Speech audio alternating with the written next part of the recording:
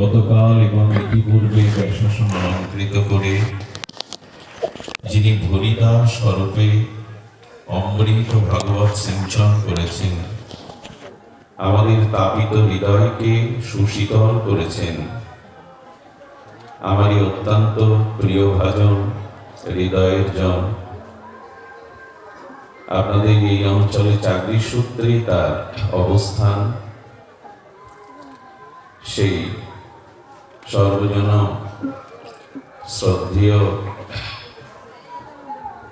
ওনার সুদীর্ঘ ভাগবত জীবন, মঙ্গলময় জীবন প্রার্থনা করে তহিন কান্তি কৃষ্ণদাস তার পরম কল্যাণ, পরম মঙ্গল প্রার্থনা করে তাকে অভিনন্দন এবং সশ্রদ্ধ নমস্তে জানিয়ে সমাগত সাধুজন, ভক্তজন, মহতজন, জ্ঞানীজন, সুধীজন, সন্তজন, শ্রদ্ধাশীলা, ধর্মশীলা দেবী মুক্তি কল্যাণে মাতৃগণ, দীর্ঘ এই সিদ্ধান্ত রজনীতে দীর্ঘ অপেক্ষমান আপনাদের সকল ভক্ত চরণে বন্দনা পূর্বক বারবার ভূ ভূ ধন্যবাদ প্রণতি। শ্রদ্ধার মৎকতা শৃণ্যম সুভদ্রা লোক পাবনী, গায়ন্য অনুসরণ কর্ম জন্ম চাভিনয়ন মোহ মদত্তে ধর্ম কামর্ত আচরণ মদশ্রয় লভতে নিশ্চলং ভক্তিময় উদ্ধব সনাতনে। দেখুন, ভাগবত বলছেন ভগবতীর কথা, লোক পাবনী সুভদ্রা, এই মহা লোক পাবনী সুভদ্রা হরিকথা শ্রদ্ধার চিত্তে যারা শ্রবণ করেন, স্মরণ করেন, অনুসরণ করেন, আচরণ করেন, এই উদ্ধব নিশ্চিত তারা আমার ভক্তি লাভ করবে। এই সনাতন শাশ্বত অভয় বাণী উদ্ধবকে, প্রিয় ভগবতোত্তম উদ্ধবকে গোবিন্দ বলছেন লোকপাবনী সুভদ্রা, মত কথা শ্রবণ স্মরণ আচরণ যারা করবে তারা শ্রদ্ধা প্রেম ভক্তি লাভ করবে। এটি শাশ্বত সনাতন ভগবানেরই অভয় বাণী।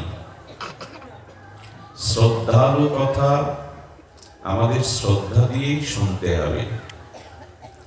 দেখুন, আমাদের নিমি যোগীন্দ্র সংবাদ ভাগবতের একটি বিশেষ পর্ব আছে। সবখানে দেখবেন সংবাদ শব্দটা এসেছে। শ্রীকৃষ্ণ অর্জুন সংবাদে গীতা, সৌন সুত সংবাদে ভাগবত, ব্যাস নারদ সংবাদ, সবখানেই দেখবেন এই সংবাদ শব্দটা এসেছে। শ্রীকৃষ্ণ অর্জুন সংবাদে শ্রীমদ্ ভাগবত গীতা। এই সংবাদ শব্দের অর্থ কি? তো শাস্ত্রে বলছেন জল্প, বিতণ্ডা এবং বাদ, এই তিনটি শব্দ আমাদের একটু ধ্যান দিয়ে শুনতে হবে। জল্প কাকে বলে? কথা আমি বলতেই আছি, কেহ শুনে বা না শুনে আমি কথা বলতেই আছি। কারো হৃদয়ঙ্গম হচ্ছে কিনা, কেউ সেটা শুনছে কিনা, সেই কথার প্রতি সকলের জীবনের সমস্যার প্রয়োজনীয় তত্ত্ব আছে কিনা, এটা না জেনেই যে শুধু বলেই যায়, তাকে বলে জল্প। বিতণ্ডা কাকে বলে? যিনি সম্মুখে যিনি আসেন, অন্যের মতকে যিনি সর্বদা খণ্ডন করেন, অন্যের মতকে যিনি গ্রহণ না করে তার মতকে সর্বদা খণ্ডন করেন। যদি বলা হয় আপনার মতবাদ কি, বলে তুমি যা বলছো সব ভুল, এই হলো তার মতবাদ, একে বলে বিতণ্ডা। জল্পের দ্বারা বক্তা শ্রোতার কোনো কল্যাণ হয় না। বিতণ্ডার দ্বারা আমাদের শিরপীড়া হয়, মাথা যন্ত্রণা হয়, মত সব খণ্ডন করা হয়, বলা হয় তুমি যা বলছো সব ভুল। একে বলে বিতণ্ডা। সংবাদ কাকে বলে? সম্যক রূপে বাদ, বাদ মানে বাণী, কথা।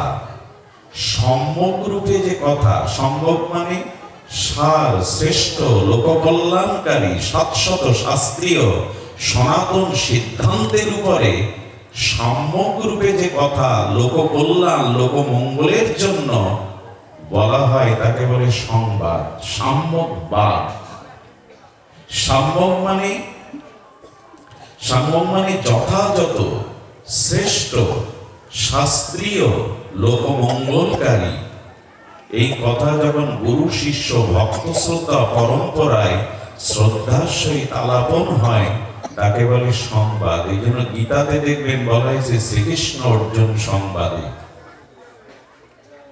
এই জন্য শ্রোতার যেমন হরিকথার প্রতি প্রবল উৎকণ্ঠা, পিপাসা, শ্রদ্ধা, বিশ্বাস থাকতে হবে, তেমনি বক্তার ভেতরেও ভাগবত কথার অনুভূতি, ভজন অনুভূতি এবং শুদ্ধ আচরণশীল হয়ে ভজন অনুভূতি সম্পন্ন হয়ে আর লোককল্যাণের উদ্দেশ্যে, শ্রোতার মনোরঞ্জনের উদ্দেশ্য নয়, ভগবানের পিতার্থে যিনি প্রেম ও ভাবপূর্বক হরিকথা অনুভূতির দ্বারা প্রেরণ করেন, ইনি হলেন বক্তা। এ জাতীয় বক্তা, এ জাতীয় শ্রোতার যদি সম্মিলন হয়, সাক্ষাৎ ভগবান সেখানে উপস্থিত হয়ে হরিকথা প্রকাশ করে জীবের কল্যাণ করেন। সাক্ষাৎ ভগবান প্রকাশ। এই জন্য আমরা আজকে ভক্ত ভগবানের যে মর্মস্পর্শী মহৎ শ্রী গুরু এবং শিষ্য পরম্পরায় যে সংবাদ বাদ এসেছে, সম্যক বাদ, সেই প্রসঙ্গেই কিঞ্চিত আলোচনা করব। দেখুন, এখানে শাস্ত্রে বলা হচ্ছে তমেব শরণাঙ্গস্য সর্বভাবেন ভারত তৎপ্রসাদাৎ পরং শান্তি স্থানং প্রাপস্যি শাশ্বতম। গীতাকারের এই দিব্য চিন্ময় অলৌকিক লোকপ্রিয় মহাবাণী হলো আমার শরণ নাও, তম এব শরণাঙ্গস্য, আমার শরণ নাও, তমেব শরণাঙ্গস্য সর্বভাবেন ভারত। দেখুন, আমাদের জন্মান্তরীণ ভাব সকলের শুদ্ধ সংস্কার সম্পন্ন নয়। পূর্ব জন্ম, পরিবেশ, শিক্ষা সব মিলিয়ে আমাদের সবার সংস্কার শুভ নয়। মঙ্গলময় সংস্কার, শুভ সৎ সংস্কার আমরা সবাই পাইনি। কিন্তু সংস্কার যাই থাকুক, সর্বভাবে সর্বসংস্কারে আপনি ভগবানের শরণ নেওয়ার চেষ্টা করুন, প্রয়াস করুন। তমেব শরণাঙ্গস্য সর্বভাবেন। তুমি দুঃখের ভাবে আসো, সুখ ভাবে আছো, বেদনা, আনন্দ, সুখ দুঃখ, অনুকূল প্রতিকূল যে ভাবেই থাকুক, শুভ অশুভ, তুমি আমাকে স্মরণ করো। তমেব শরণাঙ্গস্য সর্বভাবেন ভারত। স্মরণ নিলে কি হবে? মৎ প্রসাদাৎ, আমার অনুগ্রহ কৃপার প্রসাদে তুমি শান্তি পাবে। শুধু ইহকালে না, তুমি শান্তি ইহকাল পরকালে পাবে। সে শান্তি শাশ্বত শান্তি, খণ্ড শান্তি নয়, ক্ষণিকের শান্তি নয়। শান্তি পাওয়ার, পরম আনন্দ পাওয়ার, অখণ্ড চিৎ আনন্দ পাওয়ার একটি মাত্র উপায়। সেই উপায়টি হলো যে ভগবত ভজনে প্রতিকূল হতে হবে। ভগবত ভজনে যদি অনুকূল না হন, ভুল হচ্ছে, ভগবত ভজনে যদি অনুকূল না হয়ে প্রতিকূল হন, শান্তি আপনি কোনোদিনই পাবেন না। এই জন্য বারবার এসেছে, মানুষ শান্তি চায়, অখণ্ড অত্যান্তিক সুখ চায়। সেটি প্রাপ্তির একটাই উপায়, সেটি হলো ভগবানের কথা শ্রবণ, স্মরণ, মনন পূর্বক, সাধন পূর্বক ভগবানকে আশ্রয় করে তাকে স্মরণ করা। আমরা আজকের আলোচনায় এইটুকু আনবো, অখণ্ড শান্তি বা সুখ একমাত্র ভগবানের অনুকূল স্মরণ নিলেই ভগবানের অনুকূল ভজন গ্রহণ করলেই কেবল আপনি শান্তি পাবেন। পৃথিবীতে দ্বিতীয় কোনো পন্থা নাই শান্তি পাওয়ার, ঐকান্তিক সুখ পাওয়ার। সেই কথাটি আজ আমরা আলোচনায় ব্যক্ত করব। দেখুন, এখানে বলা হচ্ছে সব কর মত খগনায়ক, তুলসীদাস গোস্বামী বলছেন, বিখ্যাত গোস্বামী পাঠ সন্ত শিরোমণি গোস্বামী তুলসীদাস কি বলছেন রামচরিত মানসে? সব করমত খল নায়ক ইহা, করিও রামপদ পঙ্কজ নেহা, শ্রুতি পুরাণ সব গ্রন্থ কহাই, রঘুপতি ভগত বিনা সুখ নাহি। গোস্বামী বলছেন, হে গরুর, হে পঙ্খিরাজ, আপনি শ্রবণ করুন, সকলেরই এই মত, সমস্ত পুরাণ শাস্ত্র সন্ত সাধু মহাজনের একটাই মত, সমস্ত সম্প্রদায় সমস্ত আচার্য সমস্ত সাধু শাস্ত্রের একটি মত। সেই মতটি কি না বলছেন, ভগবানের ভক্তি বিনা, ভগবানের স্মরণ বিনা কেউ কখনো সুখ পেতে পারে না, আনন্দ পেতে পারে না। সুখ কোথায়, প্রকৃত শান্তি কোথায়, সেটি এখানে মীমাংসা দিয়েছেন। রঘুপতি ভগত বিনা সুখ নাহি, উনি ওনার মৈথিলি ভাষায় রচনা করেছেন, বলছেন বিনা রামভক্তি বিনা সুখ কোথায়। কলির ব্যাস অবতার ছিল বৃন্দাবন দাস ঠাকুরের সেই অমর লেখনী চৈতন্য ভগবতের স্বর্ণাক্ষরে লেখা, কৃষ্ণ বিনা সুখ দিতে নাহি অন্যজন, ভগবান ছাড়া তোমাকে প্রকৃত সুখ কেউ দিতে পারে না, পারবেও না। থাকিলেও বিদ্যা কোটি উচ্চ করে জনম, যদি তুমি পরম বিদ্বান হও, উচ্চ করে জন্ম নাও, তুমি যদি কোটি কোটি অর্থ সম্পদের মালিক হও, তবু কৃষ্ণ বিনা, ভগবান বিনা তোমাকে কেউ সুখ দিতে পারবে না। এর উপরে কলম লেখার ক্ষমতা কোনো দার্শনিকের আজও হয়নি।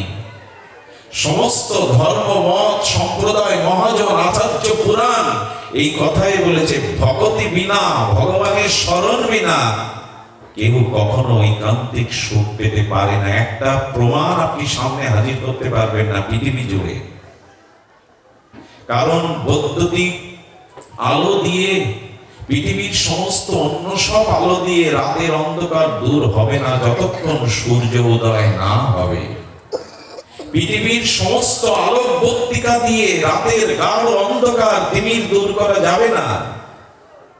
সূর্য উদয় হলে তবে অন্ধকার দূর হবে। ভগবান, শ্রী ভগবানের চরণে স্মরণ বিনা, ভজন বিনা, রঘুপতি ভগতে বিনা সুখ নাহি। যদি বলেন ভক্তি ব্যতীত, ভগবানের চরণাশ্রয় ব্যতীত, ভজন ভক্তি ব্যতীত কেউ সুখী হয়েছে, তবে তার প্রমাণ দিচ্ছেন, খণ্ডন করছেন, সম্ভব নয়। খণ্ডন কি করেছেন? কমট পিট যাহাই বরু বারা, বন্দা সুত বরু কাহে কি মারা, ফুলহি নব বরু বহুবিধি ফুলা, জীবনা সুখ হরি প্রতিকূলা। গোস্বামীপাদের ভাষাগুলি বড় মর্মস্পর্শী। উনি বললেন, কচ্ছপের পিঠে যদি কখনো চুল গজায়, কচ্ছপ, কমট, কচ্ছপের পিঠে চুল হয়তো না। উনি বলছেন কচ্ছপের পিঠেও যদি কখনো চুল গজায়, আর বন্দা নারীর পুত্র যদি কাউকে মারে, বন্দা নারীর পুত্র হয় কি, সন্তান হয় কি? বন্দা নারীর সন্তান যদি কাউকে প্রহার করে, মারে, আকাশে যদি হরেক রকমের কুসুম বা ফুল পড়ে, সেটাও কোনোদিন সম্ভব, কিন্তু ভক্তি ভজন বিনা সুখ পাওয়া সম্ভব নয়। হরি বিমুখ যিনি, হরি ভজনে বিমুখ যিনি, ভগবান বিমুখ যিনি, তিনি সুখী হতে পারেন না। যদি কচ্ছপের পৃষ্ঠদেশে কখনো চুল গজায়, যদি বন্দা রমণীর সন্তান কখনো কাউকে প্রহার করে, সেটাও সম্ভব। যদি আকাশে নীলিমায় বিচিত্র রঙের কুসুম ফুল ফোটে, এটাও যদি কখনো সম্ভব হয়, তবু সম্ভব নয় হরি বিমুখ বিনা কেউ সুখী হতে পারে। গোস্বামীপাদের ভাষ্য, এটা তার ভজন অনুভূতি, সুখ পাবে না। তুষা যায় বরু মৃগ জলপানা, বরু জহি সসীম বিছানা। কোন হরিণী তৃষ্ণার্ত মরুভূমির বুকে গিয়ে পড়েছে, ধু ধু বালুময় মরুভূমি। হরিণী তৃষ্ণা পেয়েছে, কিন্তু দেখবেন সূর্যের কিরণ লেগে আর ওই বালুকণার বাতাস লেগে জলের তরঙ্গের মতো দেখা যায় না বালুতে? যেখানে ধু ধু বালুচর, যেখানে মরুময়, ওখানে সূর্যের কিরণে বায়ু স্পর্শে দেখবেন মনে হয় জলের তরঙ্গ বইছে। জলের তরঙ্গ মনে করে যদি কোন হরিণী তৃষ্ণা পানের জন্য, জল পানের জন্য, তৃষ্ণা নিবারণের জন্য ওই জল তরঙ্গ মরুভূমির বুকে ছুটে বেড়ায়, জল পাবে তো? তৃষ্ণা তার মিটবে তো? তৃষ্ণার শান্তি হবে কি কখনো? পিপাসার শান্তি হবে? সম্ভব নয়, কারণ জলের মতো দেখালে ওটি জল নয়। তো ভগবত স্মরণ ব্যতীত, ভগবত ভজন ব্যতীত পৃথিবীর পার্থিব ভৌতিক কোন বস্তুতে মানুষ সুখ পেতে পারে না। এই জন্য মানুষের পিপাসা মেটে না তো। এই অনন্ত বিশ্ব ব্রহ্মাণ্ডের মধ্যে জাগতিক ভৌতিক বাড়ি গাড়ি সুন্দরী রমণী যশ খ্যাতি প্রতিভা যাই পাক, দেখবেন সেই মানুষ সুখী হতে পারে না, ঐকান্তিক শান্তি পেতে পারে না, যতদিন সে ভক্তির আশ্রয়, ভগবানের চরণ আশ্রয় না করবে। সম্ভব নয়, এই সিদ্ধান্ত ভগবানই বলেছেন। এই জন্য কিন্তু হরি বিমুখ হয়ে জীব সুখ পেতে পারে না। জীবন লহ সুখ হরি প্রতিকূলা। শ্রী ভগবানের বিমুখ জনের সুখ কোথায় গো? সুখ নাই। এই জন্য এক সময় দেখবেন দেশের প্রধানমন্ত্রী, রাজাধিরাজ, চক্রবর্তী, সম্রাট, নিখিল জগতের ক্ষমতাবান লোকরা শ্রীরাম বৃন্দাবনে পর্বত শৃঙ্গে আর ওই গাছতলায় বসা ভিখারির কাছে আশীর্বাদ প্রার্থনা করে। একজন রাজা কেন সাধুর কাছে প্রার্থনা করছে? একজন রাজা কেন সাধুর চরণ ধরে নিচ্ছে? একজন রাষ্ট্রের প্রধানমন্ত্রী, একজন সর্বাধিনায়ক, জাগতিক ভৌতিক পদ প্রতিষ্ঠা সামর্থ্য ক্ষমতা সব আছে, কিন্তু ভগবানের আশ্রয় ব্যতীত, তার কৃপা ব্যতীত সুখ হতে পারে না। খুব মার্মিক ভাবে শুনুন। এই জন্য বলছেন যে অন্ধকারও যদি কখনো সূর্যকে নাশ করে, সম্ভব নয়। সূর্যকে অন্ধকার নাশ করতে পারে? উনি বলছেন মরিচিকার জলে যেমন তৃষ্ণা মেটানো সম্ভব যদি কখনো হয় হরিণী, হ্যাঁ, সেই মরুভূমির বুকে সূর্য কিরণে বায়ুর স্পর্শে যদি কখনো হরিণীও ওখানে তৃষ্ণা নিবারণ করতে পারে, খরগোশের যদি কখনো সিংহ ওঠে, খরগোশের সিংহ উঠবে না যদি কখনো ওঠে, আর যদি অন্ধকার কখনো সূর্যকেও গ্রাস করে, সেটাও সম্ভব। কিন্তু ভক্তি বিনা, ভজন বিনা সুখ পাওয়া সম্ভব নয়। কত ভাবে উনি বোঝাতে চেষ্টা করেছেন। খরগোশের সিং উঠবে কি? উঠবে না। অন্ধকার কখনো সূর্য গ্রাস করতে পারবে কি? পারবে না, সেটা সম্ভব নয়। মরুভূমির বুকে হরিণীর তৃষ্ণাও কখনো, বলছে যদি সম্ভব হয়, তবু রাম বিমুখ, কৃষ্ণ বিমুখ, ভগবত বিমুখ জীব কখনো সুখ পেতে পারে না। কত বলে চলেছেন, কত বলাও বা যায়। হিমতে অনল প্রকট রহু হই, বিমুখ রাম সুখ পারনা কই। বরফের ভেতর যদি কখনো আগুন বেরোয়, গোস্বামীপাদ বলতে বলতে চলে গেছেন কোথায়, বলছে যদি বরফের মধ্যেও কখনো আগুন বেরোয়, কিন্তু ভগবান বিমুখ কখনো সুখ পেতে পারে না। বালি মাতে ঘৃত হরি বরু শিকত বরু তিল, বিনো হরি ভজন ন ভব তরিত রহ সিদ্ধান্ত অপেল। কি মর্মস্পর্শী বাণী গোস্বামী পাদে। আচ্ছা একটু লক্ষ্য করুন তো, জলকে মন্থন করে ঘি পাওয়া যাবে কোনো কালে? মা, জল মন্থন করে ঘি পাওয়া যায়? সম্ভব নয়। আচ্ছা বালু মাড়াই করে তেল পাওয়া যাবে এক বিন্দু? সম্ভব কি? সম্ভব নয়। শাস্ত্র বলছে তেমন হরি ভজন বিনা সংসার রূপ সাগর পার হওয়া কখনো সম্ভব নয়। শ্রী হরি স্মরণ ব্যতীত ওই ভব সংসার পার কারো পক্ষে সম্ভব। বালু মাড়াই করে কি করবেন আপনি? তেল পাবেন? ধানের তুষ আঘাত করলে চাল পাওয়া যাবে? যাবে না।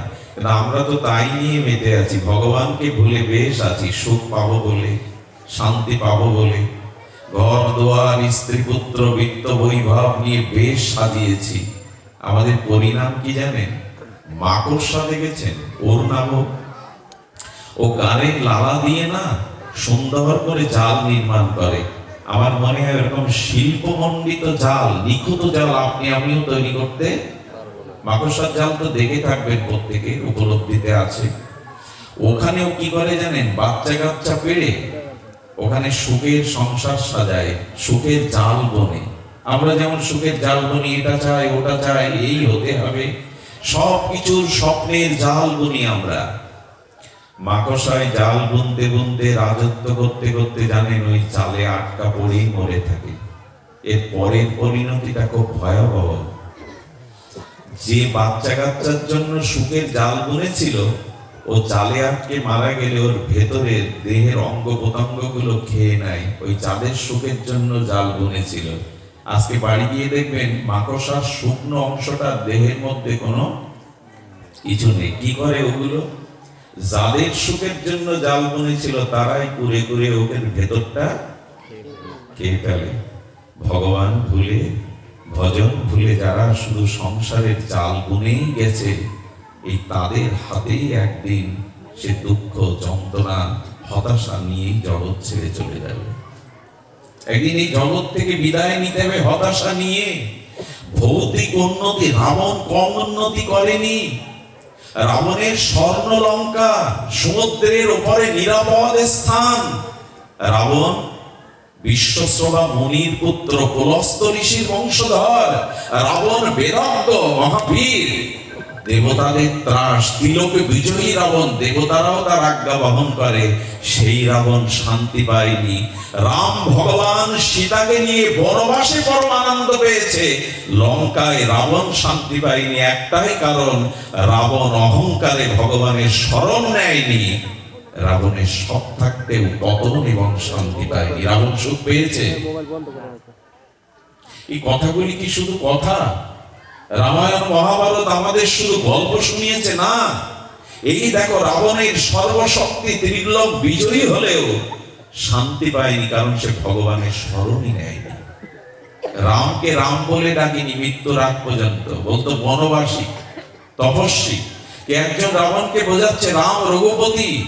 বিভীষণ বুঝিয়েছে, কুম্ভকর্ণ বুঝিয়েছে, মন্দাদরি বুঝিয়েছে উনি পূর্ণ ব্রহ্ম সৎসত ভগবান, মেনে নাও। হনুমান বুঝিয়েছে, হনুমানের মতো ভক্ত। রাবণ কি বলেছে জানেন? যদি ভগবান হবে তো বনবাসে পাঠাবে কেন পিতা? যদি ভগবান হবে তো নিজের স্ত্রী রক্ষা করতে পারে না, স্ত্রী হরণাই কেন? কি ভগবান? মানল না ভগবানকে, স্বর্ণ লঙ্কাকে পুড়িয়ে দিয়ে বংশটাকেই ধ্বংস করলো। আজও পৃথিবীতে এই দৃশ্য দেখতে পাবেন, যার ধন আছে, বিদ্যা আছে, গৌরব আছে, কিন্তু ভগবান চরণে যে শরণ নেয়নি, রাবণের মতো পতন অপেক্ষা করছে তার চোখেই দেখতে পাবেন। ভগবানকে আশ্রয় করুন। এই ভৌতিক উন্নতি কারো উন্নতি নয়। 2 মিনিটের ভূমিকম্পে একটা সভ্যতা লীন হয়ে যেতে পারে। 2 মিনিট কেন, 2 সেকেন্ডের ভূমিকম্পে একটা সভ্যতা বিনষ্ট হতে পারে। ভগবান ছাড়া কেউ সুখ দিতে পারবে না। সুখের আধার, সুখের নিকেতন, সুখের আশ্রয় ভগবান চরণ। আমরা যে সুখের জাল বুনেছি সংসারে ভগবান ভুলে, ওই মাকড়সার মতো যাদের সুখের জন্য জাল বুনেছি, কিন্তু এটা মানুষ বুঝতে পারে না।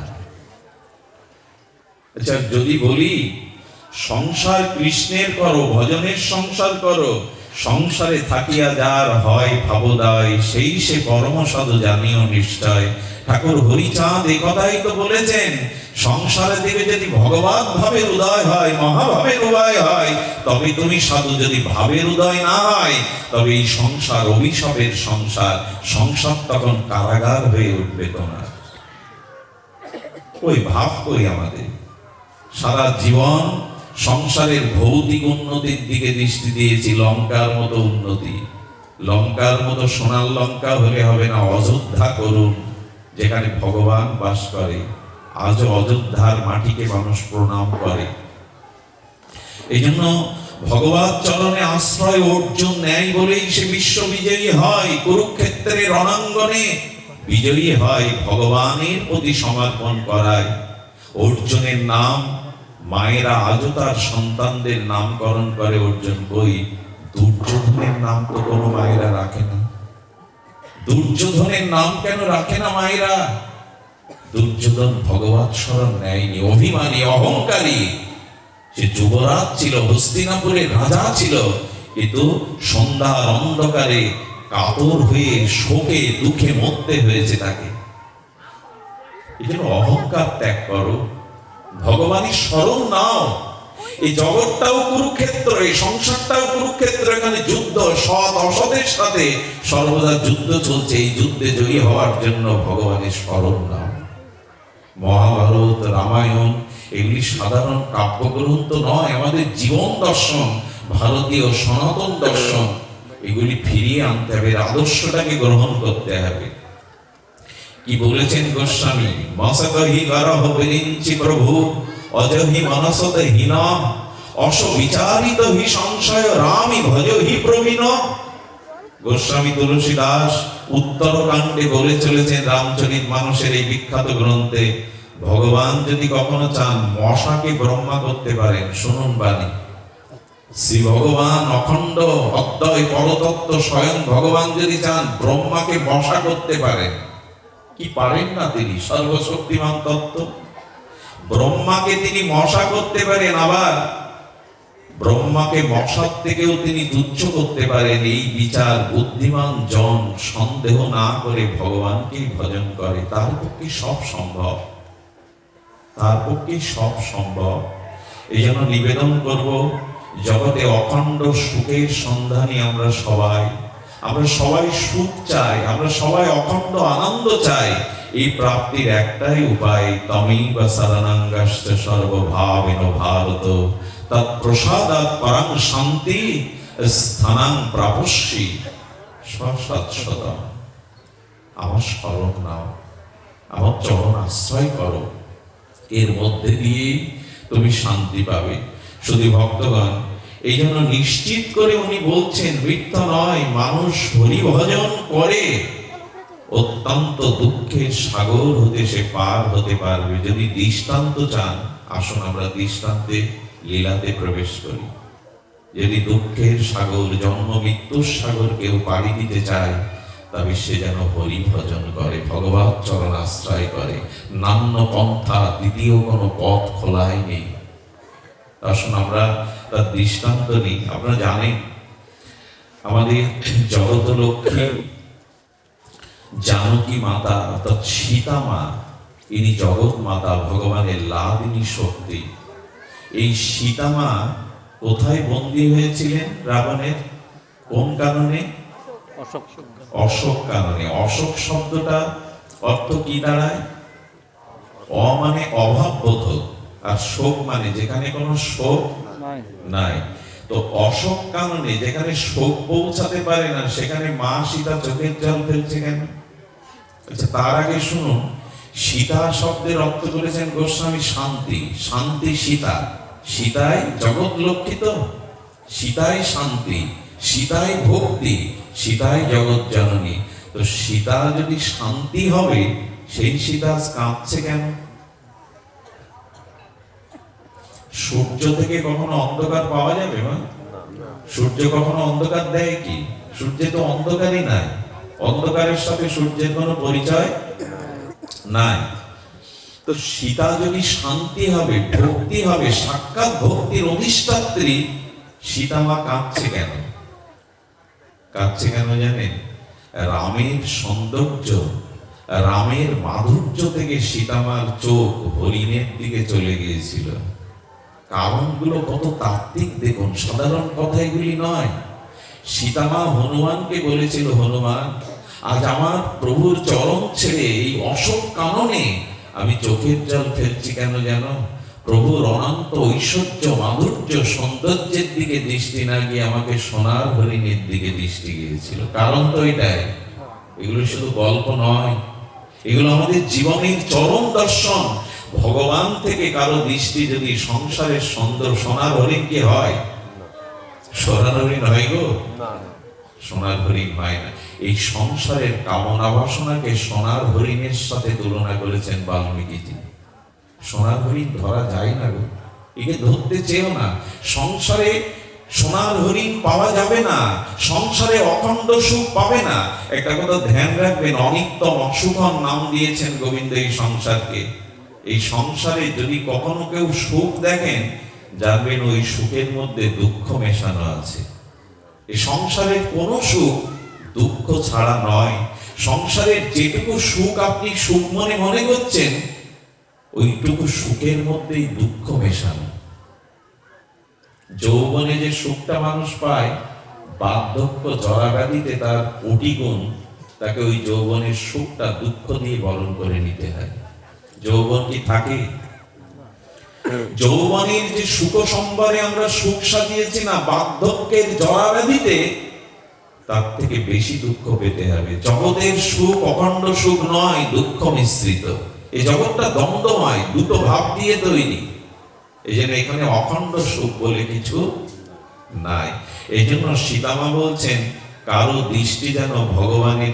আমি বনবাসেই সুখে ছিলাম প্রভুর চরণে, পরম আনন্দে ছিলাম ঋষিদের সঙ্গে, কিন্তু দুর্ভাগ্য আমার চোখ প্রভুর দিকে না গিয়ে সোনার হরিণের দিকে গেল। এখন আমার কাছে আমি প্রশ্ন যদি করি, আমার দৃষ্টি কোন দিকে? ভগবানের দিকে না সোনার হরিণের দিকে? সোনার হরিণের দিকে। লক্ষণ গণ্ডি দিল কেন জানেন? মা প্রভুর এই গণ্ডির বাইরে যেও না, প্রভুর এই গণ্ডির বাইরে যেও না। সুখ ওইখানেই, প্রভুর চরণেই সুখ। কিন্তু প্রভুকেও বিদায় করে দিলে সোনার হরিণের জন্য আমাদের দৃষ্টি চলে গেল, তাতে রাম দূরে চলে গেল। সোনার হরিণের কারণে রাম দূরে চলে গেল। আর যখনই রাম দূরে চলে, আচ্ছা রাম যদি থাকতেন মা জানকীর পাশে, কোটি রাবণের সাধ্য ছিল সীতাহরণে? আমাদের জীবনও কাম রূপ রাবণ, অহংকার রূপ রাবণ, পতন রূপ রাবণ আমাদেরও হরণ করে যখন আমরা প্রভুর থেকে দূরে সরে যাই। ঠিক এখন কারো মধ্যে কোনো কামনা বাসনা অসৎ চিন্তা আসছে না কেন জানেন? ভগবানের কথা মানেই তো ভগবান। যেখানে ভগবান ওখানে মায়া আসতে পারে না, সংসার চিন্তা আসতে পারে না। একটু ধ্যান দিন কথার দিকে, কথাগুলি বড় মার্মিক কথা। সীতামার থেকে যখন প্রভু দূরে সরে গেল, তখনই তো রাবণ তাকে হরণ করলো। আমরাও যখন সোনার হরিণের কামনা বাসনা মোহগ্রস্ত হয়ে প্রভুর চরণে দূরে সরে যায়, তখনই আমাদের জীবনে রাবণ এসে আমাদের হরণ করে। হচ্ছেও তাই। সব কাজের সময় পায়, ভগবানকে ডাকার সময় নাই। কত কি খায়, তার কথামৃত নামামৃত পান করি। অবশ্য আপনারা বিরল। এই ঠান্ডা মাটিতে শীতাত্ম মাঘের রজনীতে সন্ধ্যা থেকে যে চাতকিক সম আপনাদের পিপাসা, এটা দেখে কার না হৃদয়ে আপনাদের প্রতি, আপনাদের চরণের প্রতি শ্রদ্ধা না আসবে? হরিকথার পিপাসা চাই। শাস্ত্র বলছে কত কি খাই, ছাই ভস্য জগতে খেয়ে গেলাম, তোমার নামামৃত তো পান করলাম না। আজ আপনারা সেই কথামৃত, নামামৃত, লীলামৃত, সাধু সঙ্গামৃত পান করছেন। এই পানটাই অমৃত। এখানে দুঃখ আসবে না, এখানে দুশ্চিন্তা আসবে না, এখানে সংসারের বোঝা আপনাকে ভারী করে তুলবে না মাথায়। কারণ নামামৃত, সঙ্গামৃত, কথামৃত পান, এটা অমৃত। এখানে আর দুঃখ যন্ত্রণা থাকবে না। আপনারাই তার অধিকারী। কিন্তু কত কি পান করলাম, কতজনের দিকে চাইলাম, হৃদয় পানে যে তুমি আছো, তোমার পানে তো তাকালাম না।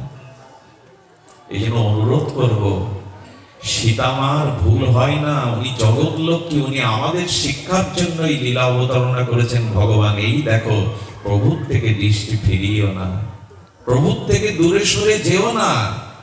তখনই তোমাকে কাঁদতে হবে, তখনই তোমাকে এই রাবণ, মোহরূপ রাবণ তোমাকে বন্দী করবে।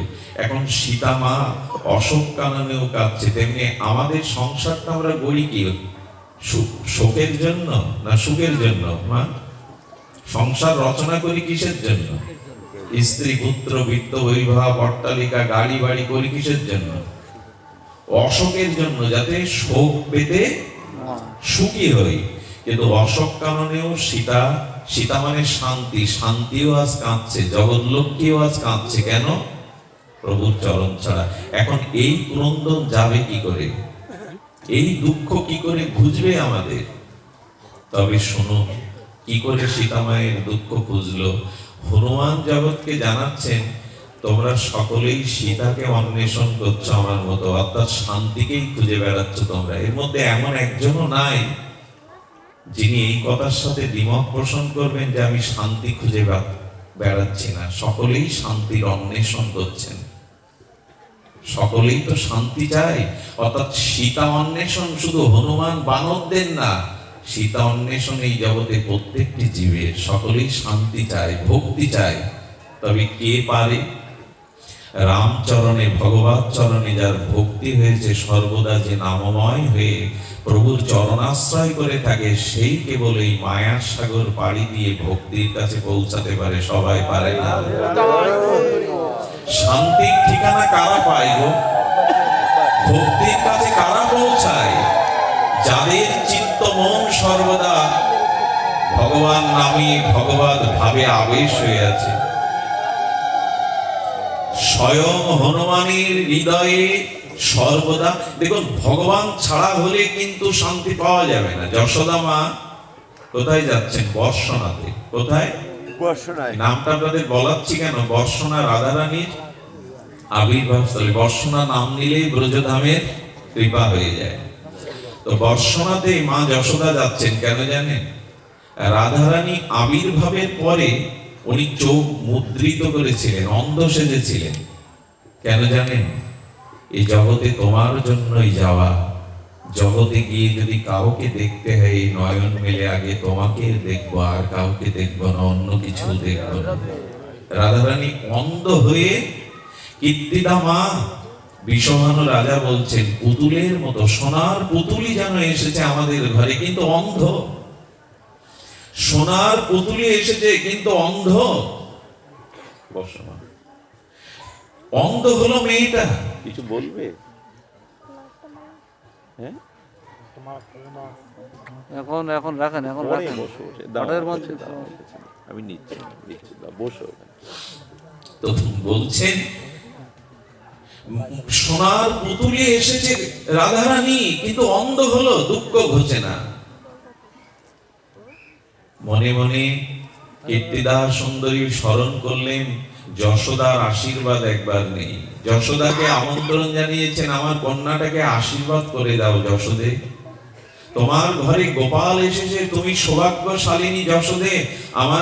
আমার রাধারানীকে একটু আশীর্বাদ করে যাও। সোনার পুতুলি কিন্তু অন্ধ, দেখে না। যশোদা আসবে বলে গোপালকে ঘুম পাড়াচ্ছে। লীলাটি বড় অপূর্ব, মন দিয়ে শুনুন। ঘুম পাড়াচ্ছে, কিন্তু গোপালকে আর ঘুম পাড়ায় এই দিনটার জন্যই তো অপেক্ষা করছে।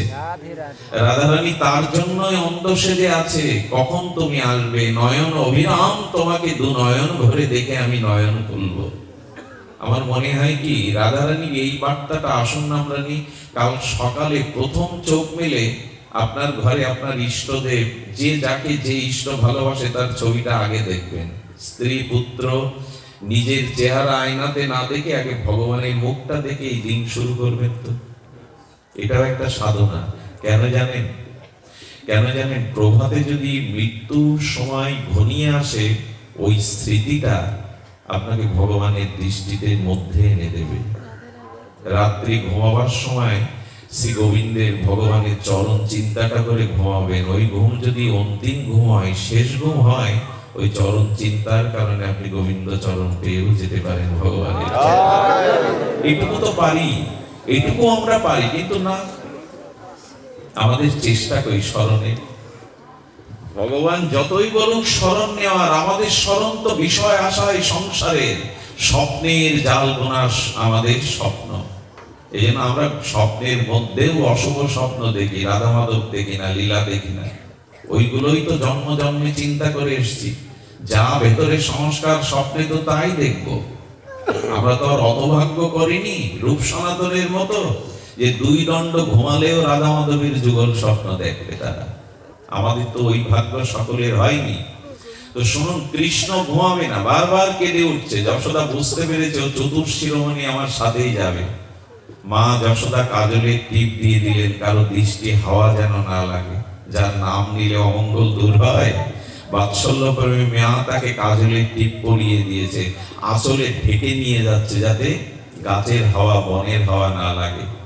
যেই গোবিন্দ অঙ্গ চরণ ঢেকেছে বদন, বৃক্ষগুলি যেন তার অনুভবে বলছেন, মা যাকে দেখবার জন্য মনি ঋষি হয়েও বৃন্দাবনে গাছ হয়ে জন্মেছে, একবার তার চরণ দেখাও, একবার তার বদনটা দেখাও মা।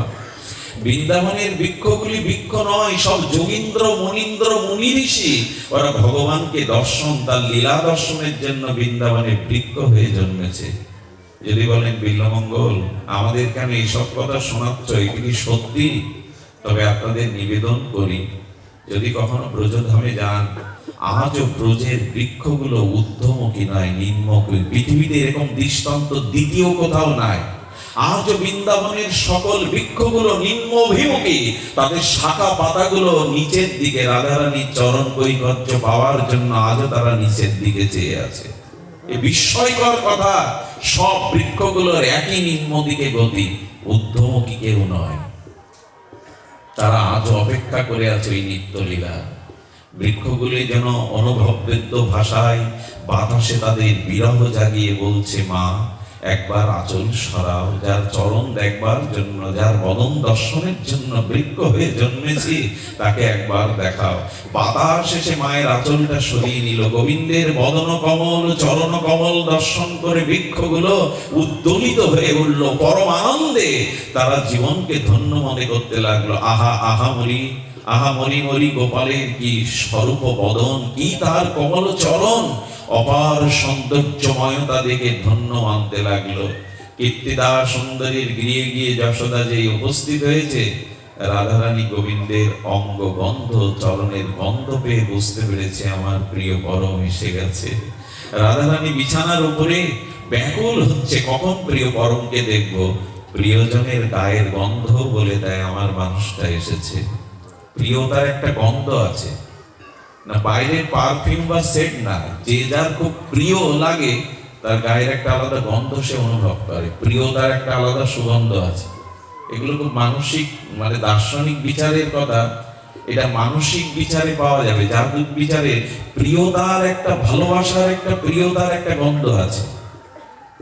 তো রাধারানী গোবিন্দের চরণ কমল পদ্ম গন্ধ, আমাদিত চিন্ময় গন্ধ পেয়ে বুঝতে পেরেছে ফিরে আসছে।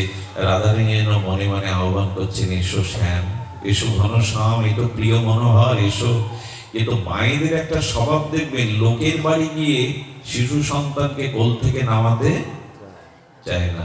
যশোদাকে তখন, যশোদা আসতে পিষ্টে, গোপাল বারবার নামতে চেষ্টা করছে কোল থেকে, মা ছেড়ে দিচ্ছে না। গোবিন্দ তখন কি করেছে জানেন? যশোমার গলায় না গজমতির হার ছিল, মুক্তার গজমতির হার, অঙ্গুলি দিয়ে হাতটা টান দিয়েছে গোবিন্দ। যেই গজমতির মুক্তাগুলো পাকা মেঝের উপরে ঝরঝর করে ছড়িয়ে পড়েছে চারিদিকে, যশোদা ভাবলো এই তো গজমতি, মুক্তার মালা। মূল্যবান মনে করে গোপালকে তড়িঘড়ি পাশে নামিয়ে রেখে ওগুলো পোড়াতে গেছে। গোপাল তখন মাকে দিয়ে আমাদের জগৎকে বলছে, শোনো জগৎবাসী, আমাকেও কোল থেকে তোমরা হারিয়ে ফেলো, যখন আমাকে ফেলে তোমরা বিষয় বাসনা পোড়াতে ব্যস্ত হও, যখন সংসারের কামনা বাসনা পোড়াতে ব্যস্ত হও, তখন আমি তোমার থেকে দূরে সরে যাই। কার কাছে যায়? যে শুধু আমার জন্য প্রতীক্ষায় আছে, যে শুধু আমার জন্য অপেক্ষা করছে। রাধারানী, আমার বলবার অভিপ্রায় ছিল এই, ভগবানকে আমরা হারিয়ে ফেলি ওই সোনার হরিণ, ওই সোনার মুক্তার জন্য। সংসারের সামান্য দুঃখ মিশ্রিত অনিত্য কাল কবলিত সুখের জন্য আমরাও ভগবানের থেকে এখন অনেক দূরে সরে গেছি। ভগবান কি দূরে সরে গেছেন আমার থেকে? ভগবান বললেন, এই দেখ, আমাকে সবাই ভুলে গেলেও আমি কাউকে ভুলি না। তুমি আমাকে কি খুঁজবে? আমি সেই নিত্য স্বরূপ ধামতে এসে তোমাকেই খুঁজে বেড়াচ্ছি। ভগবান তো আমাদের কাছেই নেমে আসেন, আমরা তো তার কাছে যাই না। আপনি কতটুকু কাঁদেন ভগবানের জন্য? ওই দেখুন গৌর হরি জীবের জন্য কাঁদছেন দিন রাত। আমি কতটুকু কাঁদতে পারি, ভগবান আমার জন্য কাঁদছেন। আমি কতটুকু ভগবানকে খুঁজেছি, ভগবানই আমায় খুঁজছেন জীবের দ্বারে দ্বারে এসে। এটার কম করুণা। আমরা তাকে ভুলে গেলেও তিনি আমাকে ভুলেন না। আমার হৃদয় মাঝে থেকে আমাকেই স্মরণ করছেন তিনি। আমি পাপ তাপ অপরাধে যদি নিম্ন জনিতেও যাই, তবু ভগবান আত্মা রূপে অধিষ্ঠান থেকে আমার হৃদয়ে থাকে, কারণ তিনি আমাকে ছেড়ে কোনোদিনই যান না। এই মরমী, এই চির আপন, এই চির শাশ্বত ভগবানকেই যারা আমরা ভুলে আছি, কত বড় মারাত্মক আমরা ভুল করছি জানেন। এই মনুষ্য জীবনটাই নষ্ট করে ফেলছি। বাড়িতে যদি আমের চারা লাগান না, কাঁঠালের চারা লাগান, যদি বহুকাল পরেও উপযুক্ত কাল বা সময়ে ফল না দেয়, ওই বৃক্ষের কোনো মূল্য নেই। যে বৃক্ষ ফুল ফল দেয় না, তাকে মানুষ আর আদর করে না, তাকে রাখে না। তো ভগবান অনেক যত্ন করে আমাদের এই মনুষ্য শরীর দিয়েছিলেন যে আমার ভজন করবে, আমার প্রেম আস্বাদন করবে। তো এই মনুষ্য শরীর বৃক্ষে যদি প্রেম ভক্তি ভজনের ফল না ফলে, আর কিন্তু পাবো না। ওই গাছ কিন্তু মালিক রাখবে না গৃহে। এই জন্ম পেয়ে যদি ভজন না করি, বিবেক বৈরাগ্য জ্ঞান পেয়েও ভগবান এই জন্ম দেবে না। একটু সতর্ক হওয়া উচিত। পেয়েছি বলে যে আবার এরকম মনুষ্য জন্ম পাবো, এটি ঠিক নয়। ভজন না করলে এই জন্ম পাবো না। শুকর কুকুরে পশু পাখিতে যেতে হবে। সেদিন কিন্তু হাজার মাথা খুললেও কোটি কল্পকাল অপেক্ষা করতে হবে, আবার কবে মানুষ হব, আবার কবে সাধু সঙ্গ পাবো, আবার কবে হরি নাম হরি কথা পাবো। কোটি কল্পকাল অপেক্ষা করতে হবে ওই চক্র থেকে আবার কখনো মানুষ হবে। ভুল যেন না হয়ে যায়। ভুল তো হয়েই গেছে, এখন এই ভুলের সংশোধন কি আসুন আমরা শুনি। সীতামা অশোক কাননে কাঁদছেন, আর সেই সীতার সন্ধানে কেবল ভক্তরাই পৌঁছাতে পারে। হনুমান পেরেছিলেন এই জন্য, তার হৃদয়ে ছিল প্রভুর আশীর্বাদ, প্রভুর করুণা। হনুমানের প্রতিটি লঙ্কুপের মধ্যেই প্রভু রামের নাম স্মরণ হতো। এই জন্য হনুমান যখন সীতার কাছে গেল, কোথায় গেল জানেন? খুব ধ্যান দিয়ে শুনুন, যে হরি ভজন বিনা আমাদের সুখ নাই, তার প্রকৃষ্ট প্রমাণ দেখুন এই সীতা মা, এই শান্তি মা, এই ভক্তির অধিষ্ঠাত্রী দেবী। তিনি অশোক কানন তলে বসে কাঁদছেন। অশোক কানন বসে কাঁদছে, বিভীষণের কাছে সন্ধান নিয়ে অশোক কাননে হনুমান সেই অশ্বত্থ বৃক্ষের শাখার উপরে বসেছে। কোথায় বসেছে? শাখার উপরে। ধ্যান দিন, কথাটি খুব মার্মিক কথা। যখন দেখছেন হনুমান বসে বসে দেখছেন, রাবণ এসে মাকে কত কটু কথা শোনালো, কত কষ্টের কথা, যন্ত্রণার কথা শোনালো, চেলিগণ তাকে কত প্রহার করছে। মা সীতা শুধু অনর্গল চোখের জল ফেলে বিরহ বেদনায় কাতর হয়েছেন। হনুমানের চোখে জল ভরে গেল। যখন রাবণ বিদায় নিল, তখন হনুমান চিন্তা করছেন মায়ের চোখের জল, মায়ের দুঃখ মোছানোর উপায় কি। কি করলেন জানেন? খুব ধ্যান দিন। রাম ভগবান একটি অঙ্গুলি আংটি হনুমানকে দিয়েছিল, আপনাদের সকলের জানা। মা সীতার সামনে আংটিটা ফেলে দিল। আচ্ছা, মা সীতার শোক, কিন্তু আংটি পেলে তার শোক যাবে? আসলে ওটা শুধু আংটি নয়, আংটিতে রাম নাম লেখা ছিল। হনুমান যেন সংকেত দিচ্ছেন আমাদের, যদি শোক পেয়ে থাকো, যদি সংসারে বন্দী হয়ে থাকো, যন্ত্রণা কাতর হয়ে থাকো, প্রভুর নামকে গ্রহণ করো। প্রভুর নামই তোমাকে শান্তি দেবে। আনন্দ অম্ভূতিপতি পদং, এই নামের প্রতিটি উচ্চারণেই তুমি পরমানন্দ পাবে। এর মধ্যেই আনন্দ আছে। রাম নাম অঙ্কিত অঙ্গুলি দেখেই সীতামা বুকে চেপে ধরলেন। রাম নাম পেয়ে যেন রামকেই পেয়ে গেছেন। নামকে সাক্ষাৎ ভগবান মনে করে আঁকড়ে ধরুন, যন্ত্রণা আপনাকে আর কষ্ট দিতে পারবে না। সীতামা ওই দুঃখের মধ্যেও, চোখের জলের মধ্যেও শ্রীরাম শ্রীরাম বলে বুকে তার অঙ্কিত রাম নাম নিয়েছেন। আমার মনে হয় বর্তমান কলিযুগে শান্তি পাওয়ার এই একটাই উপায়, ভগবানের নামকে বুকে তুলে নেওয়া। একটু করে দেখুন না, প্রতি পদের মধ্যে পরমানন্দ, আনন্দ অম্বুধ অর্থাৎ সিন্ধু আছে নামের মধ্যে। সেই নাম নিয়ে নিলেন। যখনই নাম নিলেন তখন হনুমান বললেন, নামের সাথে সাথে আরেকটি জিনিস দিলে মায়ের দুঃখ দূর হবে। কি করলেন জানেন? হনুমান তখন রাম গুণগান শুরু করলেন, রামের দিব্য চরিত্র কথা শুরু করলেন। সঙ্গে সঙ্গে অমিয় প্রেমমাখা রাম লীলা, রাম গুণকথা শুনে সীতামার চোখের জল চলে গেল। পরম আনন্দে হৃদয় ভেসে উঠল। সংকেত দিল, অশোক কাননেও যে দুঃখী, সেই সীতা বা তোমারও দুঃখ চোখের জল চলে যেতে পারে যদি হরি নাম আর হরি কথা হৃদয় দিয়ে শ্রবণ করো।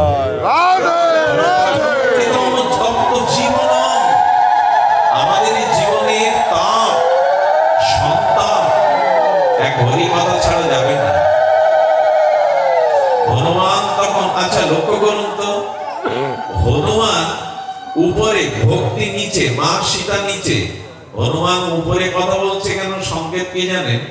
ব্যাসপীঠটা একটু সকলের উপরে হয়, যেমন এই ব্যাসপীঠটা একটু সকলের থেকে উঁচুতে। যিনি হরি কথা বলবেন তাকে শুধু আসনে উঁচু নাই, জ্ঞানে, ভজনে, প্রজ্ঞায় তাকে একটু উপরে হতে হবে।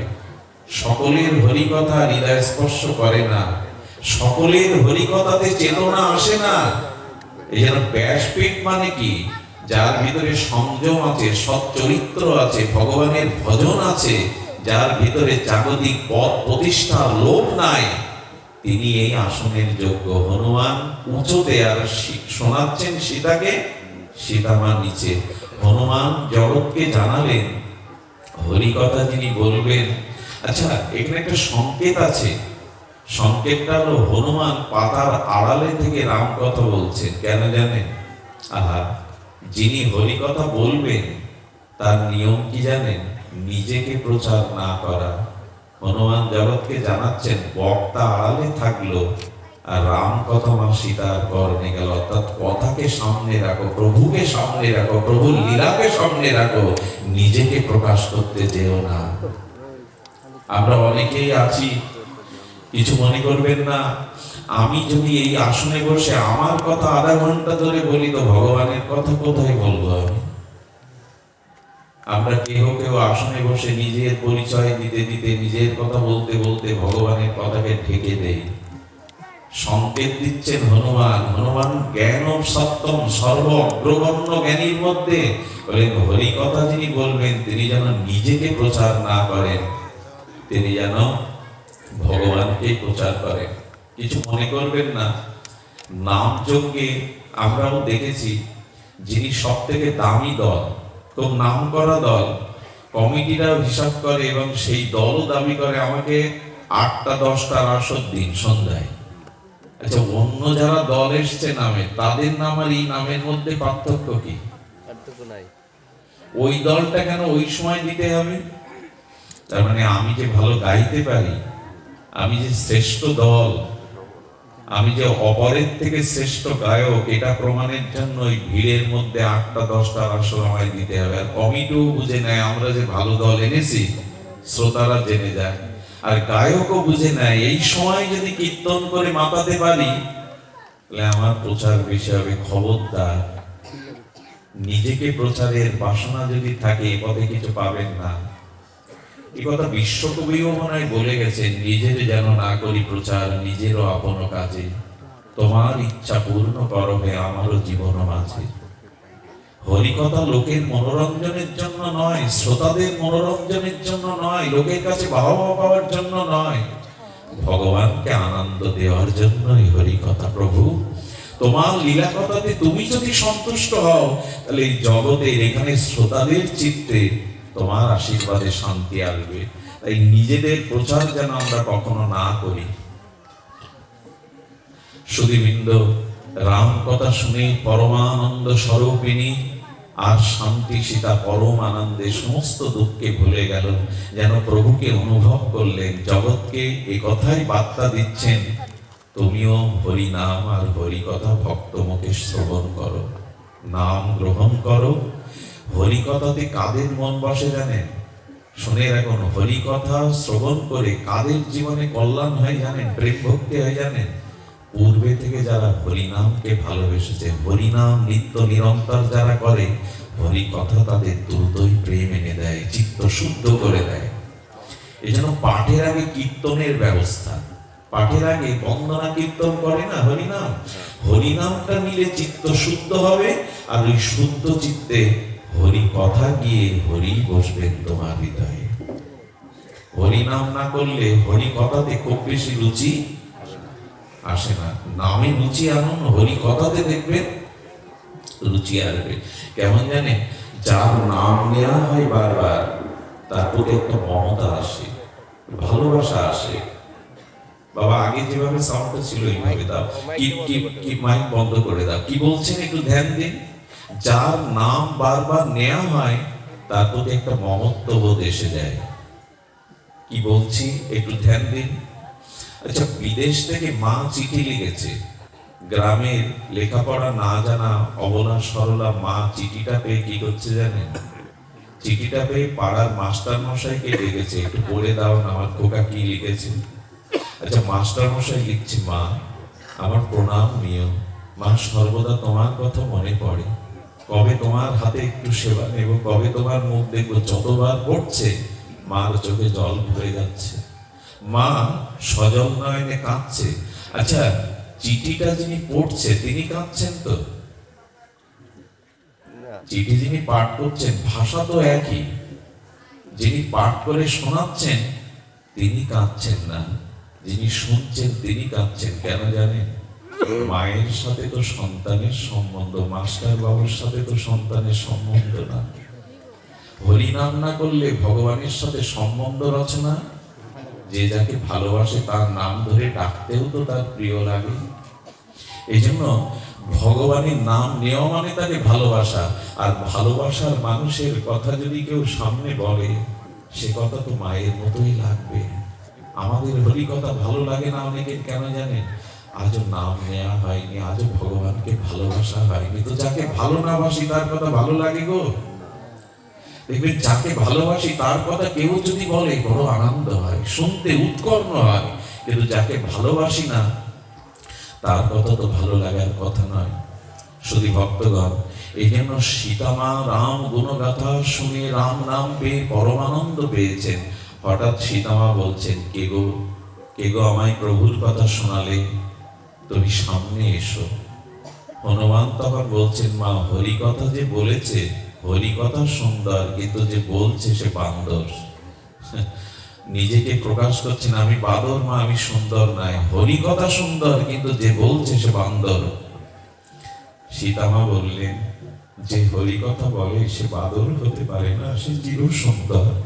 কে তুমি আমার প্রভুর কথা শোনালে, আমার চোখের জল মুছিয়ে পরমানন্দ আমার হৃদয়ে শোক ভুল শোক তাপ কে দূর করলে তুমি এসো। সীতাও যেন জগৎকে জানালো, ভগবানের কথা শোনো, হরি কথা শোনো, তবেই দুঃখ দূর হবে। তব কথামৃতম তপ্ত জীবনম। রাধারানী ভ্রমরকে বলছে, ভ্রমর তার প্রাণবধূর এই দোষ, আমাদের ফুলের মধুকে যেমন ভ্রমর মৌমাছি শতপথ উড়ে যায়, কৃষ্ণ আমাদের মন নিয়ে উড়ে গেছে। কৃষ্ণ নিষ্ঠুর, যখন ব্যাজস্তুতি করছে তখন ভ্রমর বলছে, আমার বন্ধু, আমার সখা কৃষ্ণ যদি এত দোষে দোষী হয়, আমি যখন থেকে এসছি তুমি তার কথা ছাড়া তো অন্য কথা বলছো না।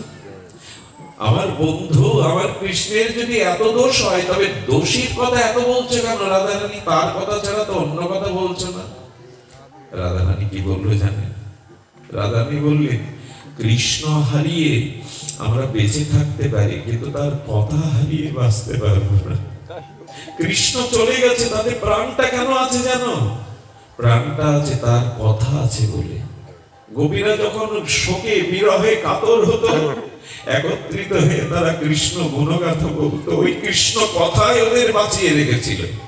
আমার মনে হয় এই জীবনে, যার জীবনে হরিনাম হরি কথা নেই, সে জীবন্তেই মরা, সে জীবন্ত নয়, তার চেতনা নয়, এই সংসার দুঃখে সে অবশ হয়ে আছে।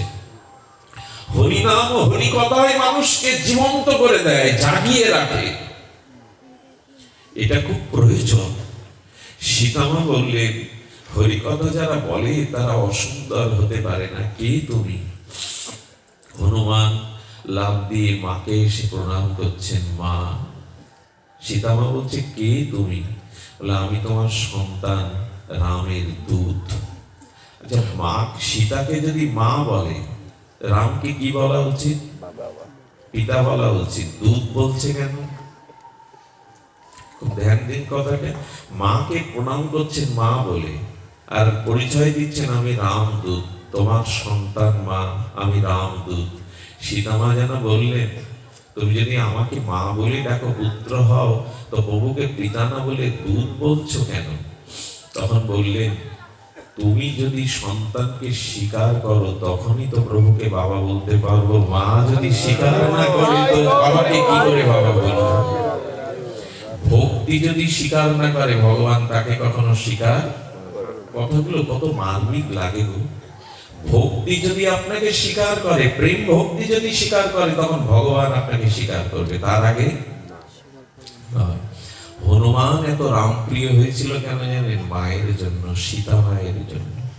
হনুমান যে 4 যুগে অমর, এই আশীর্বাদটা রাম দেয়নি, সীতা মায় দিয়েছিল। এই জন্য ভক্তিকে গ্রহণ করুন, তখন ভগবান আপনাকে পুত্রের মতো গ্রহণ করবে, আপন মনে করবে। না হলে ওই দাস হয়ে থাকতে হবে, দূত হয়ে থাকতে হবে। তখন বলছেন হনুমান, তোমার প্রভু আমায় ভুলে গেছে না? সীতা মা চোখের জলে বেদনা জানাচ্ছেন, হনুমান প্রভু আমায় ভুলে গেছে না? হনুমানও কাঁদছে, মাও কাঁদছে, বলছে, না গো মা, প্রভু এক বিন্দু তোমাকে ভুলেনি। বলো, প্রমাণ আছে আমার কাছে। হনুমানকে বলছে, প্রভু আমাকে ভোলেনি। হনুমান, তার প্রমাণ কি? হনুমান তো সাধারণ নন, বুদ্ধি সত্তা। বলছেন, মা, ভগবান রাম প্রভু তোমায় ভুলে গেছে, তার প্রমাণ কি? আহা, কি কথা! বলে, তুমি, হনুমান বলছে, প্রভু আপনাকে এক মুহূর্তের জন্য ভোলেনি। সীতামা বলছে, প্রমাণ কি প্রভু আমাকে ভোলেনি? হনুমান বিপরীত জিজ্ঞাসা করছে, মা, তুমি বলছো প্রভু তোমায় ভুলে গেছে, তোমার কাছে প্রমাণ কি প্রভু তোমায় ভুলে গেছে? সীতামা তখন বলছে, জানো, একবার আমি সিঁদুর অঙ্কিত করে প্রভাতে তপবনে বসেছিলাম। দেবরাজ ইন্দ্রের পুত্র জয়ন্ত আমার রূপ দেখে কামর্ত হয়ে কাক সেজে আমার চরণে স্পর্শ করেছিল। সীতামাকে দেখে দেবরাজ ইন্দ্রের পুত্র জয়ন্তের ভিতরে ওই ভুবন মোহিনী রূপ দেখে কাম জেগেছিল। প্রভু পাশে আছে তো স্পর্শ করতে পারবে না, তাই কাক রূপে মা সীতার চরণটা একটু স্পর্শ সুখ পাবে বলে স্পর্শ করেছিল। সীতামা বুঝতে পেরেছিল প্রভু কাক নয়, কোন কাম প্রভাবিত চিত্ত আমাকে স্পর্শ করেছে। সতী নারী অসূর্য স্পর্শ সহ্য করতে পারে না। অনেকেই বলা হয় অহল্যার সতীত্ব হরণ করেছিল দেবরাজ ইন্দ্র গৌতম ঋষির রূপ ধরে এসে। তাই যদি হবে অহল্যার দোষ কি? গৌতমের কাছে প্রশ্ন করেছিল অহল্যা, তোমার রূপেই তোমার সতীত্ব হরণ করেছে ইন্দ্র, আমার এখানে দোষ কোথায়? গৌতম হেসে বলেছিল, অহল্যা, সতী নারী অন্য পুরুষের স্পর্শ নিতে পারে না, বাতাসও নিতে পারে না। তোমাকে যখন স্পর্শ করেছিল আমার রূপ ধরে, তুমি অনুভব করেছিলে, কিন্তু সেই সময় তার প্রলোভন, তার ভেতরে সেই কাম ও পিপাসার কাছে তুমি নিজেকে সঁপে দিয়েছিলে। এই জন্য তোমাকেও পাষাণ হতে হবে। স্পর্শ অনুভূতিতে প্রিয়জনের বোঝা যায়। কথাগুলো একটু একটু ভেতরের কথা, তবু আমরা বলবো যে এই স্পর্শ যখন বললো, জয়ন্ত বলল, প্রভু কামুককে আমাকে স্পর্শ করেছে। সীতামার অঙ্গ যখন চলে যাচ্ছে, প্রভু কি করেছিলেন জানেন? ওইখানে একটা কুঞ্চি মতো পড়েছিল, মন্ত্রবিদ্যা দিয়ে বান মারলে ওটা ব্রহ্মাস্ত্র হয়ে ছুটেছিল ওর পেছনে। ব্রহ্মাও রক্ষা করতে পারেনি, শিবও রক্ষা করতে পারেনি, পিতা ইন্দ্রিয় রক্ষা করতে পারেনি। এবং পর স্ত্রীর প্রতি দৃষ্টিভঙ্গিটা কিভাবে শেখাচ্ছে। শেষে ভগবান শিব বলল, আরে যার চরণে অপরাধ ওখানে গেলেই তো মিটে যায়, ঘুরে বেড়াচ্ছ কোথায়? ব্রহ্মার কাছে, শিবের কাছে, ইন্দ্রের কাছে, যার চরণে ওখানে পড়ো, মাই তোমাকে কৃপা করতে পারে। সীতামার কৃপা হয়েছিল, তবে একটা চোখ অন্ধ হয়ে যায়। সীতামা হনুমানকে বলছেন, প্রভু যে আমায় ভুলে গেছে তার প্রমাণ, যে কাক হয়ে আমার চরণে স্পর্শ করে তাকে প্রভু ব্রহ্মাস্ত্র দিয়ে সাজা দিল, আর সাক্ষাৎ রাবণ হরণ করে আমাকে বেঁধে রেখেছে, কই প্রভু তো আমার উদ্ধারের চেষ্টা করলো না। এটাই তো প্রমাণ করে প্রভু আমায় ভুলে গেছে। হনুমান তখন বলছেন, মা প্রভু কি বাণ ছেড়েছিল? বলো, কুঞ্চি দিয়ে মন্ত্রপুত করে ওটাকে ব্রহ্মাস্ত্র করেছিল, তার মানে কুঞ্চির বেশে ওটা বাণই গিয়েছিল। মা প্রভু যে তোমায় ভোলেনি তার প্রমাণ, কুঞ্চি যদি ব্রহ্মাস্ত্র হয়ে যায় প্রভুর মন্ত্র শক্তিতে, তবে মনে করো এই হনুমানও প্রভুর বাণ হয়ে তোমার চরণে এসেছে। প্রভু প্রভুর বাণ হয়ে তোমার চরণে এসেছে। হনুমানজিকে দেখে সীতা বলছেন, মা ভেবো না মা, অচিরেই প্রভু আসবেন, অচিরেই তোমাকে এখান থেকে মুক্ত করে প্রভু নিয়ে যাবেন। তখন বলছেন হনুমান কি রূপে গিয়েছিল জানেন? খুব ছোট রূপে। খুব ছোট রূপে যাওয়ার পরে বলছেন, মা চিন্তা করো না, আমরা অনেক বানর সেনা আছি। মার ওর মধ্যে একটা হাসি পেয়েছে। হনুমান আর যে বানররা তারা কি তোমার মতো? হনুমান খুব ছোট হয়ে গেছে তো। বলে, মা আমি সিনিয়র, ওরা সব জুনিয়র। সীতামায়াটা হেসে বললেন, আর আমার উদ্ধার হয়েছে। প্রভু সেনারা যদি তোমার থেকেও ছোট হয় তাহলে আর আমার উদ্ধার হয়েছে। সীতামার মনোভাব বুঝতে পেরে হনুমান বলছেন, মা যা ভাবছো তা নয়, যা ভাবছো তা নয়। হনুমান তখন বলছেন, মা তবে দেখো, পাহাড় পরিমাণ আকাশ প্রমাণ হনুমান নিজের শরীরকে বিস্তার করলো। মা তখন উদ্ধমের তাকিয়ে হনুমানের বীর্যবত্তা বীরত্ব দেখে বললেন, হ্যাঁ এবার আমার বিশ্বাস হয় তোমরা পারবে রাবণের হাত থেকে আমায় উদ্ধার করতে। আচ্ছা হনুমান, এত ব্যাপক বিরাট হওয়ার পরেও তুমি ছোট রূপে এলে কেন? তার উত্তর কি দিল জানেন হনুমান?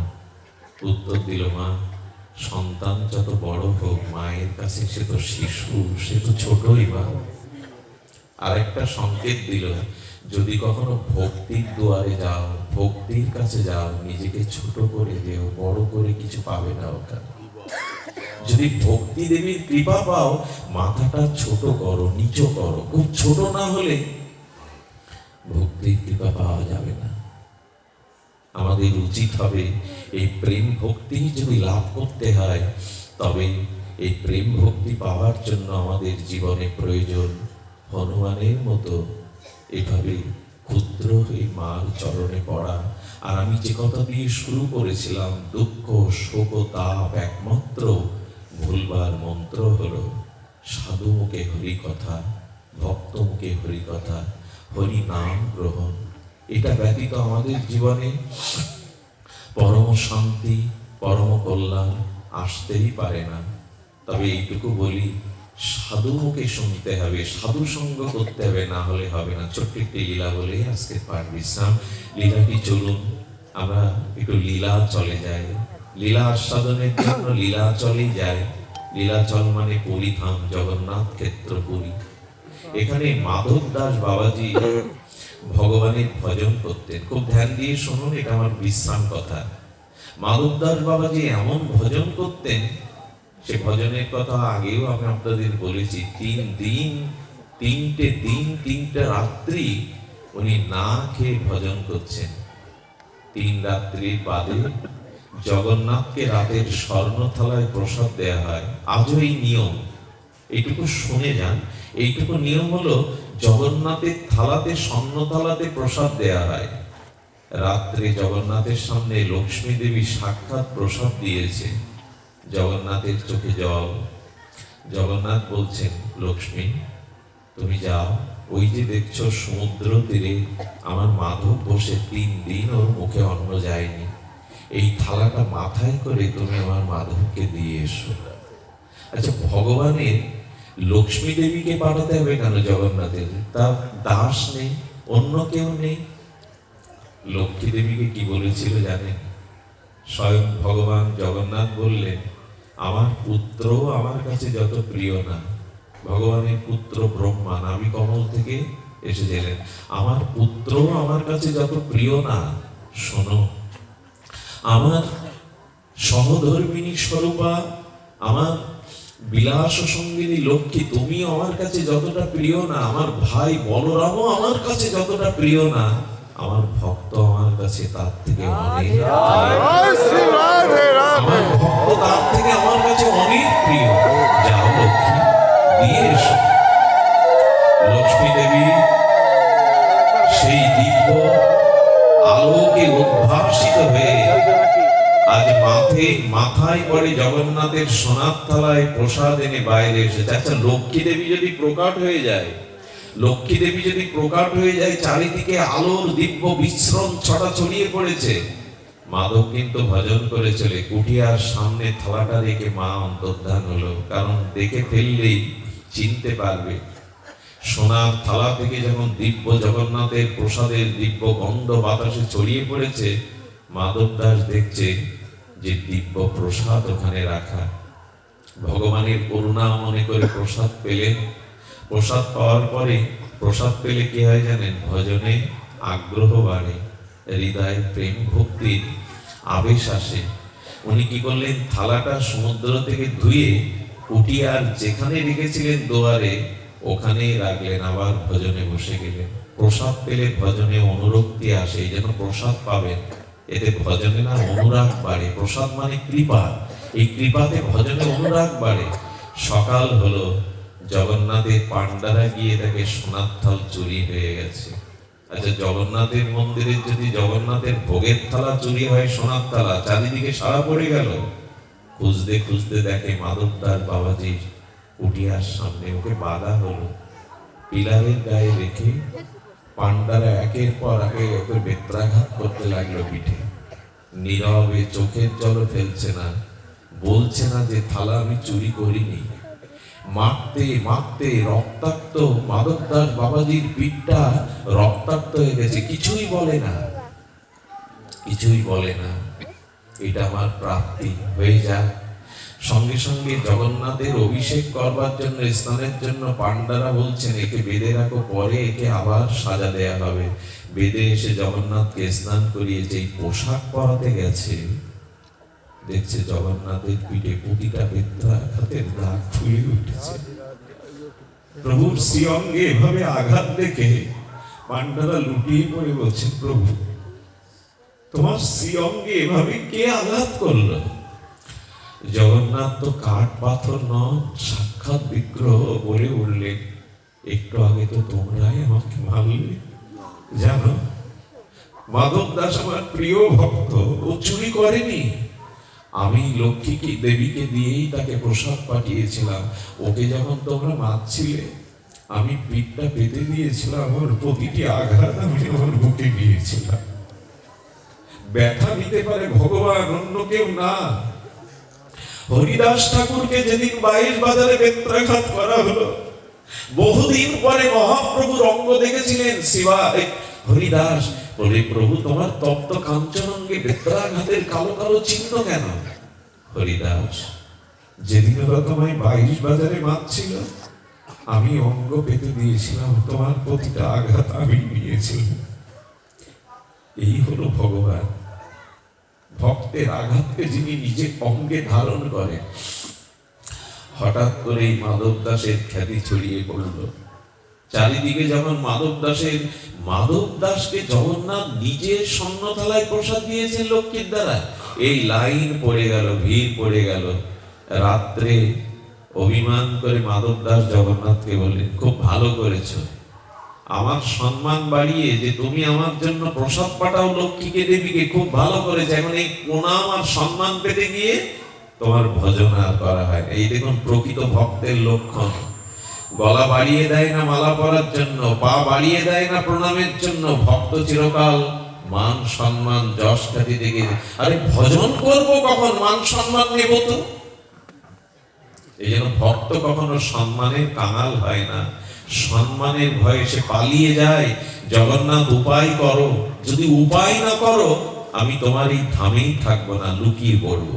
এই দেখুন জগন্নাথ কি করলেন, মাথায় একটা বুদ্ধি দিয়ে বলে দিলেন, মাধব এর থেকে যদি বাঁচতে চাও তো ভিখারি সাজো, দুয়ারে দুয়ারে ভিক্ষা করো। তোমার তো ছেঁড়া জামা গায়ে, কাঙাল হয়ে ভিক্ষা করো। মাধব যখন দুয়ারে দুয়ারে ভিক্ষা করছে, হ্যাঁ, জয় জগন্নাথ বলে অর্ধেক লোকের ভিড় কমে গেল। আরে এ বেটা তো কাঙাল ভিখারি, একে আবার কি কিনবা, সব বুঝো, কিছু মনে করবেন না। ভক্তরা নিজেকে আড়াল করে। একবার তুলসীদাস গোস্বামীর যখন চারিদিকে এরকম সুনাম ছড়িয়ে পড়লো, তুলসীদাসকে আমার স্মরণ নেই, সে সাধু, সেই সাধু নিজেকে ওই সম্মান প্রণাম ভিড় বাঁচার জন্য, ভজন রক্ষার জন্য এক পতিতার কাছে, বাইজির কাছে গিয়ে বলছে, মা আমি তোকে কটা টাকা দিচ্ছি, তুই আমাকে রক্ষা কর। বলে, বাবা আপনি আমার কুটিরে এসছেন কেন? বাবার চরণে পড়েছেন এই পাপিষ্ঠকে কৃপা করতে? বলে, না মা, তোর কৃপা নিতে এসছি। তো কি, তুই ভালো করে সেজে গুজে নে, আমি তোর কাঁধে হাত রাখবো, তুই পুরো বাজারটা আমাকে ঘোরাবি দুইবার। এই যেই পতিতার কাঁধে হাত রেখে সেজে গুজে বাজার ঘুরছে, যারা প্রণাম করতো, যারা দাঁড়িয়ে থাকতো, তারাই থুতু ফেলতে লাগলো। আরে এই বেটা বাইজি আসক্ত কি করে সাধু হয়? নিজেকে বাঁচাবার কৌশল দেখুন। বাজার থেকে যখন বাইজি চলে যায়, বললে, মারি বাঁচালি আমায় আজ। শুদ্ধ ভক্তের এরকম লক্ষণ, তারা মান যশ প্রতিষ্ঠা চায় না। না চাইলে কি হবে, এদের পিছনেই আরো সম্মান ছুটে বেড়ায়। ও না চাইলে কি হবে, ছুটে বেড়ায়। যে জিনিস চাওয়া হয় তা বেশি পাওয়া যায় না, যে না চায় সেই জগতে বেশি পায়। তো মাধব দাস বললেন, এইটাই ঠিক বলেছ। ছেঁড়া কাপড় পরে কাঙালের মতো ভিক্ষা করতে লাগলো। জয় জগন্নাথ বলে ভিক্ষা করে। কিন্তু কেউ তো আছে ভগবানের নাম সাধু সহ্য করতে পারে না। এক বুড়িমা, সে কি করেছে জানে? ওই যে গোবর দিয়ে, তখন মাটির ঘর তো, গোবর দিয়ে মুসনা দিয়ে ঘরটা প্রলেপ দিচ্ছে। প্রথম দিন যখন মাধব দাস যাওয়ার পরে বললেন, আমি সাধু সহ্য করতে পারি না, ভগবানের নাম এখানে করার দরকার নেই, কিছু পাবে না, চলে যাও। পরের দিন, দ্বিতীয় দিনও আসে। একজন বলছে, বাবা গালি দেয় তো যান কেন? বলে, গালিটাও তো দেয়, গালিটাও তো দেওয়া। অভিমান থাকলে কি সাধু হওয়া যায়? দেখুন কৃপা কারা করতে পারে। তৃতীয় দিন যখন গিয়ে বলেছে, জয় জগন্নাথ, কি বলবে? রাগের মাথায় সেই নাতাটাই ছুড়ে মেরেছে ওনার বুকে। মাধব দাস বাবাজি হেসে বললেন, আজকে তো কিছু পেলাম, আমার সাধনা সফল হয়েছে, কিছু তো পেলাম। সাধুকে কিছু দিলে কি হয় দেখুন, প্রকৃত ভক্তকে, নিষ্কিঞ্চনকে কিছু দিলে, উনি সমুদ্রের তীরে গিয়ে জলের ধৌত করলেন। ধৌত করে কি করলেন জানেন? রৌদ্রে শুকাতে দিলেন। সন্ধ্যাবেলায় জগন্নাথ মন্দিরের পেছনে যে লোকগুলো আলোর অভাবে দূর থেকে জগন্নাথের মুখ দেখতে পায় না, অন্ধকার থাকে বিদায়, ওই নাগড়াটা একটু তেল দিয়ে জ্বালিয়ে দিয়ে ওইখানে রেখেছে, অন্ধকারে যাতে সবাই ভগবানকে দেখতে পায়।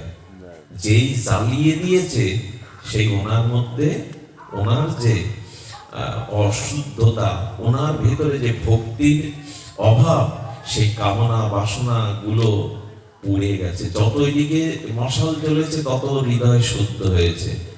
শুদ্ধ হওয়ার পরে কি ঘটেছিল জানেন এনার জীবনে? ইনি মারা গিয়েছিলেন।